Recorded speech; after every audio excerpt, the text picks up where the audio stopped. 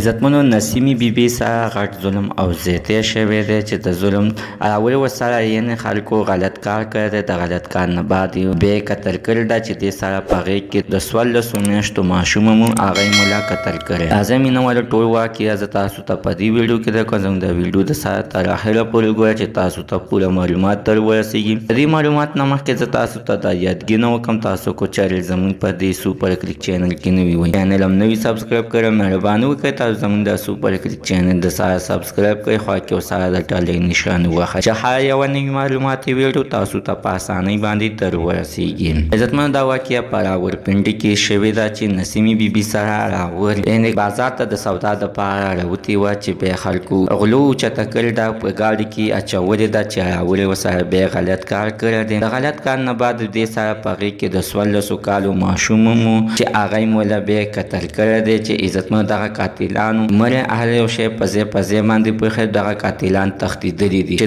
ډېر د پولیسو په کوششو سره او د سی سی ټي وي کیمرو په ذریعه باندې هغه قاتلان ګرفتار شوي دي چې مینهوالو چې دغه قاتلانو ته د اخر اوس کومه سزا ورکړل شي. حتما سره خپله رایې لاندې په کامنټ کې شریکه کړئ. موږ د سره عزتمنو ته نن ورځې خبر د دې ځای پورې د نوي معلوماتو لپاره د سره زموږ د سوپر کلیک چینل د سره سبسکرایب کړئ، خوا کې ورسره د ټالۍ نښان ووهئ چې هر یوه نوي معلوماتي ویډیو تاسو ته په اسانۍ باندې در ورسېږي.